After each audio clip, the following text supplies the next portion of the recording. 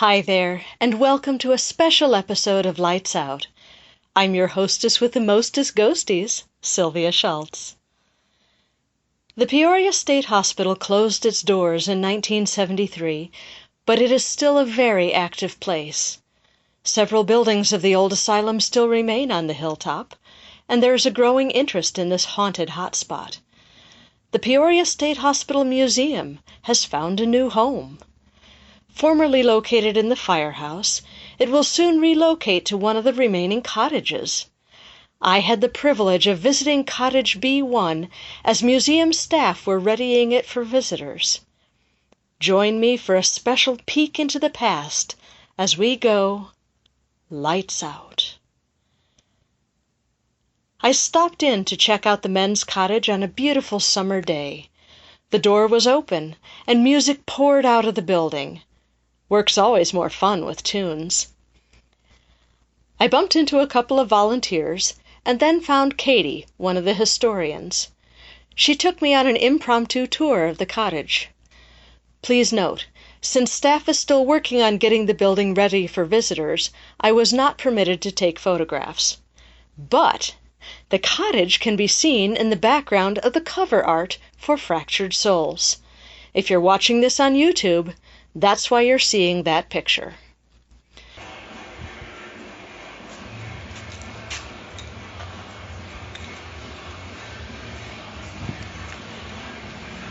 Hello?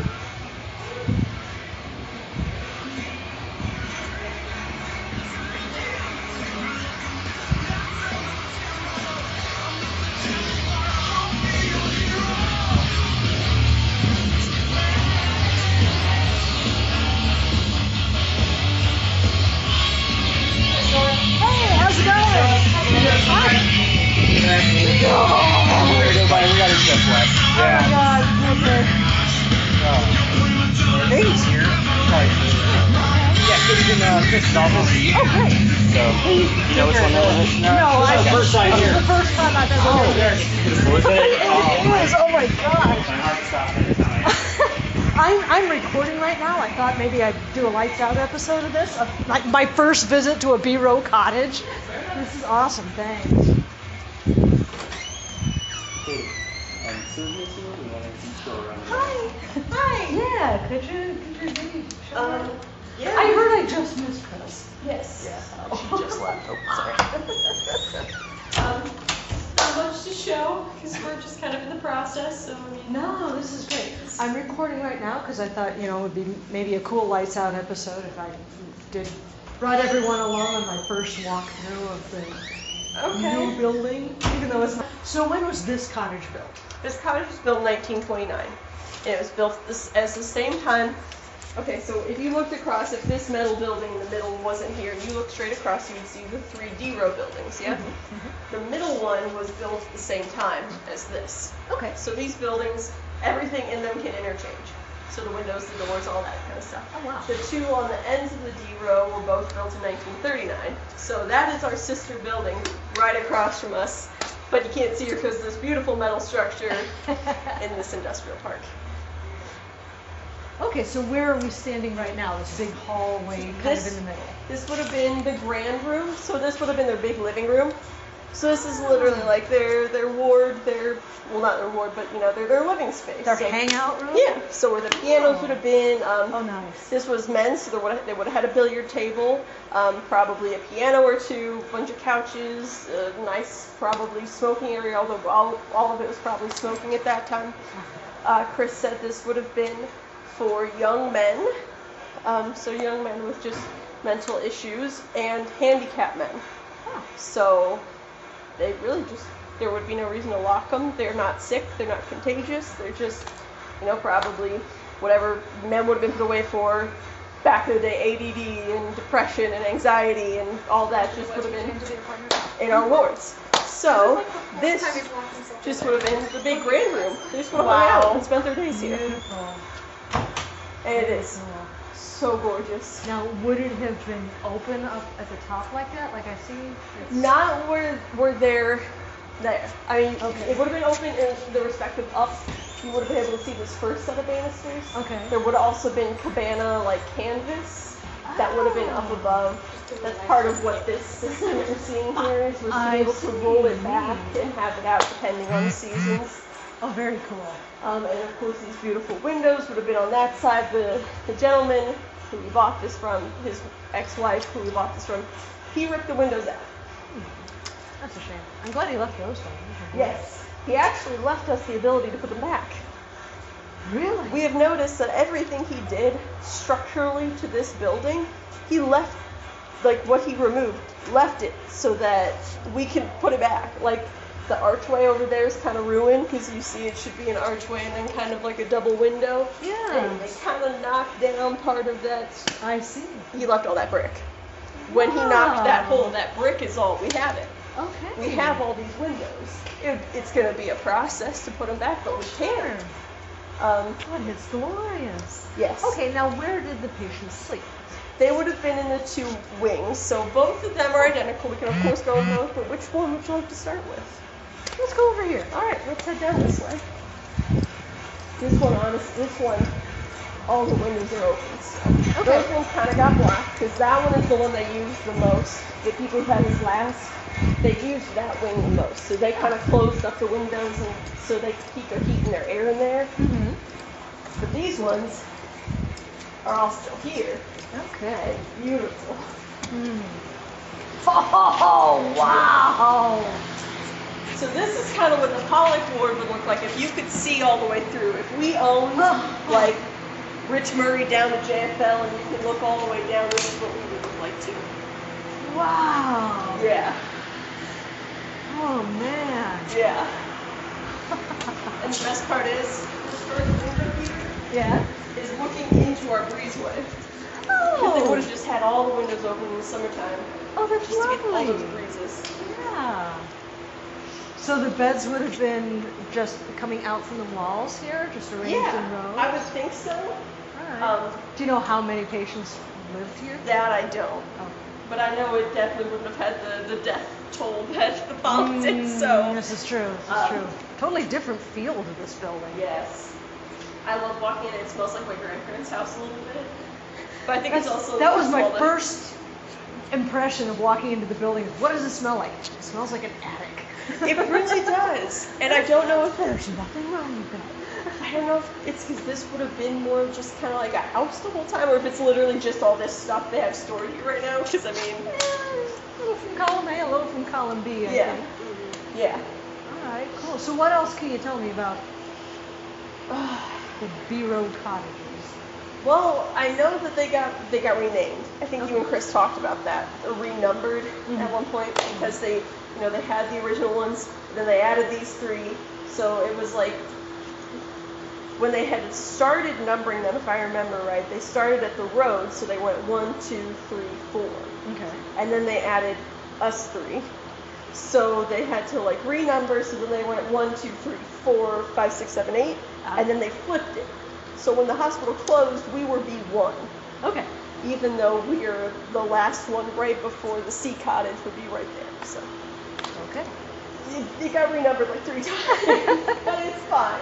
It's B1 now. Okay. So tell me about the plans for this cottage. We have a lot of things going on. But right now where you're standing is the goal to be the museum wing. Aha. So this is going to be now our museum. Okay. It's beautiful with all the trees, original. It's so gorgeous. We also will have this very front part, which I'll take you to now. We'll start walking that way. Okay. We're thinking about having basically a full-time gift shop. Somewhere that could be open for the haunt, somewhere that could be open during tours, somewhere that could be open just all the time to sell everything. Have our shirts and our logos and stuff. Yeah. Don't let me forget to take you out to the breezeways after I show you up front. Okay. Right now the guys are working in here, but this would have been the kitchen. Okay. So they would have had, big, galley kitchen because they had 2 meals a day in their cottages. Right. So this would have been it. This would be where the food would have been made in that area and then served here, like a little cafeteria. Very cool. But again, our back is our front. This would have been our back to the road. Oh, actually. okay. And I'll take you out the front and you'll see from a historical standpoint why the back was the front, and the front is the back. Yeah, just like the Bowman building. Yep, and the Pollock too, just all of them. But like Chris said, and this kind of made more sense to me, is the backs were always to the road because the most important thing to come in these buildings was the patients. And the patients would have come off the sidewalks, which is where all the fronts were. Okay. So the backs would have only been for delivering, which makes sense why our kitchen is back there, because that's where the pantry and the all the fridges and the freezers and all that good stuff, that would have been back there. So they drop off their milk, drop off their ice, produce. Yeah. I like that attitude. I like that philosophy. Be careful about the fans. Oh my gosh, is this door original? Mm-hmm. This one and that one. Oh! He did leave a lot. So it's nice. But this would have been the original front door with... You can take them, you just can't post them. Right. But yeah, it's... And once we get all this, like, kind of it got overgrown a bit, but Yeah, it's I can still, see that. it's still so peaceful back here. It's so quiet. And it makes sense. They would have been a straight shot over the activity center, straight shot into the center between all the sea cottages too, where they would have had all their fun stuff. Ah, that's marvelous. It's so gorgeous out here. So this would have been, their breezeway, their Four Seasons, or whatever. And again, a window into the dining area. Okay. So the dining area had the kitchen. Luckily, most of our windows are still functional, even as well as being original. So we're propping them open because they don't fully have their whole chain and weight system, but they are openable. Okay, so I answered one question for my Lights Out listeners. Where's the museum going to be? And then the next big question I know everyone's going to ask is, what part of this is going to be open for paranormal investigation? I know it's early days yet. Yes. I want to say once we get it open, it will be just open. Everything but the basement, probably. Oh, including the museum? Well, people can wander through the museum. Yeah, because even when we had our tours of the Pollock Museum over there, they could come over and come to the museum and hunt in it. But as far as I'm aware, everything but the office. Wow. This is going to be great. Yeah. Well, Katie, thank you so much for the tour. Is there anything we missed? Anything we left out? Oh, is there any... Do you want to see toilets that haven't probably been touched since this building closed in 73? Sure, why not? Okay. Because we do have, very interestingly, on one side, our original toilets and showers. Oh, okay. This side, they would have had them here. You can see into these. I guess we could have just gone through that door. Yeah, that's fine. You can see into this room. This is where the toilet room would have been. They just would have had a line of toilets, but they're all. Oh. It's all stripped now. Alright. But yeah, go ahead. Go in there. The acoustics are crazy.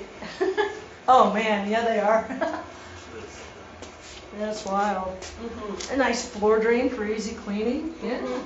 Oh yeah, and these drains, they go into our basement. The basement here is small. It's not like the Pollock. It's a lot smaller, and then we have a large crawl space.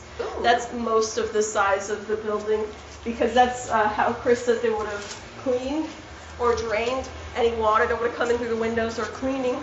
They just would have shoved everything with the brooms and the squeegees down to these drains. Oh wow, so there was a drain hole in the great room here. Yes. Huh. There's actually two. Oh, yeah. There might even be more if we move all this stuff out of the way. But yeah, they go down to our crawl space, and then the water from there would just soak into the earth. So they're just reused. I mean, the chemicals they used back then weren't as harsh. Sure. So they could literally just be like into the earth with you. Wow. So this cottage was occupied up until 1973, yeah? It would have been one of the last ones. Okay. Yeah. I think probably here's our toilets. This actually would have been our shower. See, it's our sun toilets. Oh my gosh. This room actually got a little bit of TLC at some point, but this room, Chris says, you can tell that this room was not touched from the day it closed. There's just disgusting. Man. Ew. There's dust in the toilet bowl. There's dust in the toilet bowls. Ah, so gross. If I hear one of these toilets flush right now, I'm gonna freak. Yeah. especially because our water's not even on yet. But that's it. It's big and it's empty right now, but it just feels so homey in here. It really does. It's very peaceful. It's very nice. Way different atmosphere than the Pollock. Mm-hmm. Christina Mora showed up after a while and walked around the cottage with me, giving me her impressions of the old building.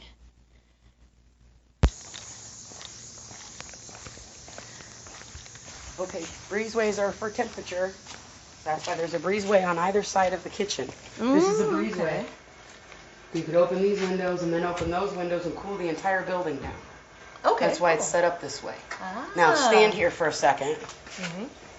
There's no real wind outside, but tell me you don't feel a little bit of a breeze. Yeah. Gully winds. Yeah, I can see There's that. almost Okay. always a breeze on the hilltop because of the ravines on either side. Ah. The ravines are covered with trees by Dr. Zeller because he knew that their cooling ability from after spending his time in The Philippines. the Philippines.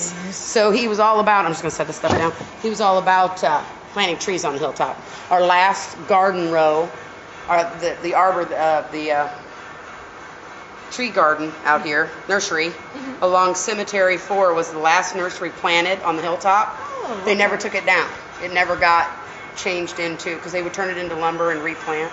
But their last, that's why in the acres there's just rows of trees. Right, right. Yeah, right I outside the remember you cemetery. telling me that a Yes. couple years So ago. the reason it's set up like this is again through air. You'll find this probably interesting. Your scene when you helped us with the cook. That's our sister building. Yeah. Buildings just like this. Yeah, Remember in the story, they're working in the kitchen. She gets hit in the head. She runs to the adjoining room. Really? She didn't just drop to the floor? No, he hit her, chased her to the adjoining room, which is why I had you do that in the footage. He hit her a second time as she fell to the floor in the second room. This is the room in our sister building she would have been in. She would have ran into the grand room. Oh, my. So that's the kitchen area. Again, Right. their buildings just like ours. All of Yeah. these buildings are exact blueprints of each other when they chose this style building. Down in Alton, Illinois, our matching building is still there. Ah. So and Mantino had one, Chicago had one, but those are gone. Okay. So she would have been in the kitchen area working. She would have ran through a screen door like this one. She would have come into here, been bludgeoned again. This is where he then struggled with the other nurse and a few of the patients. We would have been in this room. So, and as lit up as it is now with the dorms on each side, we're missing ours on this side. The great thing about the guy that had this building is he didn't get rid of anything. And I don't know if she told you that. She did. But everything is still here for me to replace with. That's amazing for the museum because how many can say I'm not only restoring it, I'm restoring it with its actual parts. So, I think the front foyer is a very interesting section. That is. I yeah, like that because it is the actual entrance the patients would have used. Yeah. Everything being linked up to the sidewalk means Yeah, that she explained that the road was for deliveries, Yes. but the patients would have arrived on yes, on the and their front. families would have arrived on the sidewalks because he would check in at the Bowen building. Right. This is a lot of reason why people that are now adults that were children during the time, when they would visit, they check in the administration building, the Bowen. A lot of times they would wait in the garden areas, and then you would walk to the cottage if you were allowed to visit the cottage. A lot of these long-term houses, you were allowed to visit. You would have come in through this doorway. You would have visited here in the grand room. There would have been tables and couches and all kinds of stuff. Real popular with wicker furniture until the 1960s. Okay. I don't know why that is, but on everything I've seen in all of these cottages, wicker furniture was very popular. I'm not sure if they were making it or not. I haven't found the documentation to back it up yet. So I'm guessing it's saying that they were probably stringing their own wicker because you can replace it when it starts to get worn out, kind of thing. That makes sense. But I can't promise you that because I'll find that information. It's out there. I know you But will. luckily we have all the original windows. When they redid the one across the way from us, did she tell you that? No. They redid the windows on the E-frame across from us, our sister building. When they did, they just ripped these old windows out. Oh, okay. So we stole them out of their dumpsters. So I have replacement windows for a lot of these windows that are literally from the other cottage. Now here you go. These windows are from the cottage where the cook was killed. and I will be putting them in here at this cottage. So, you know, stuff like that. She showed you the doorways that we, in some of the bathrooms and stuff, that we have the original trimming and the original doors. It's interesting to look in our bathrooms too, because that hasn't been touched. That's exactly what it looked like when it was built. You have the showers in one room, you have the toilets in the other, the big open area. Guess what you don't see? Slanted floors. Out of all the buildings I've taken you in, None of them have slanted floors. and I was in all of them. And that's another one that popped up on me here recently, where a lady was arguing with me that there were slanted floors, and it's because of that book. It's because of that book. So yes, some of that silly shit. So, Abandoned Illinois, are you on that site?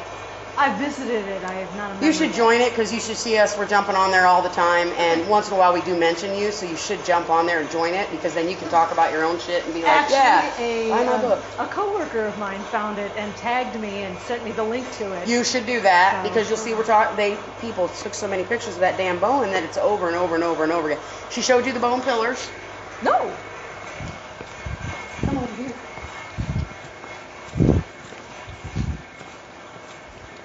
There they are. So there's all the pillars. There's the bench from my museum, of course. Here are some of my windows that I'm going to use to replace. These are for my Sid. These are the cook's windows. I'm going to start calling them the cook's windows. Christina was also kind enough to share a ghost story with me, one of the first stories to be reported in this cottage. I can tell you one little ghost story. Yes, please. Come on over here, let me tell you. Okay. But I'd like to tell you right where it happened.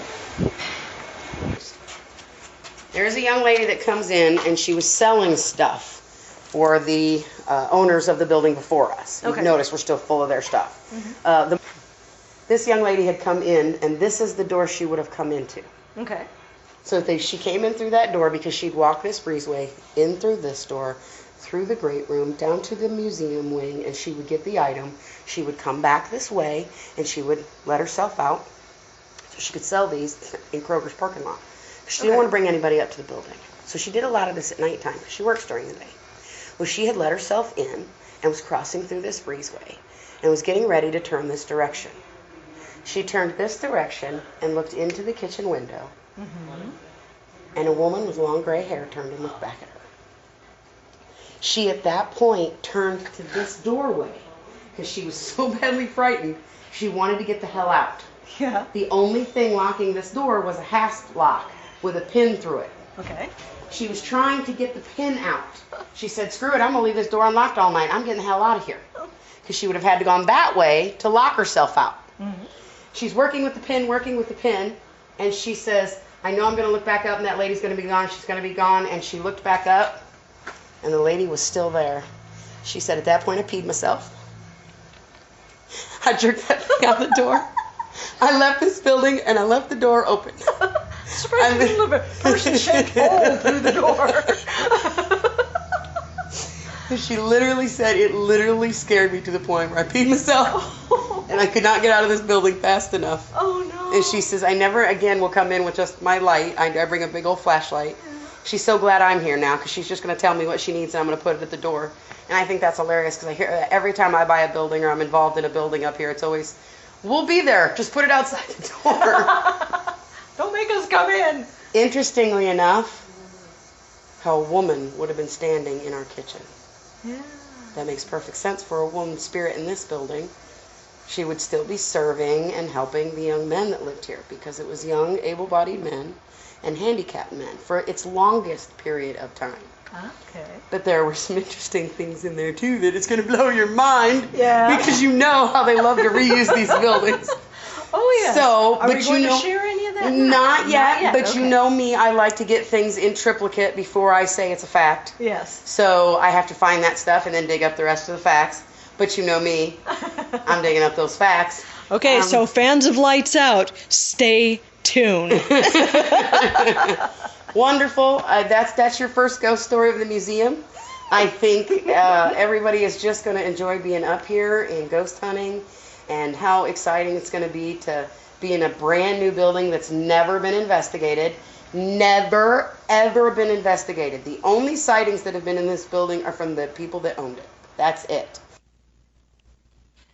So there you have it, the first ghost story in the museum's new home. We can safely assume it won't be the last. Thank you so much for joining me for this very special sneak peek at the future home of the Peoria State Hospital Museum. For more information, I encourage you to visit the Peoria State Hospital Facebook page. When the museum does open, I will post information on the Fractured Spirits Facebook page, so like the page to keep up with current events. Next time on Lights Out, we'll visit the pretty little town of Galena, Illinois. Will we find some ghosts there? Tune in next time when we go Lights Out.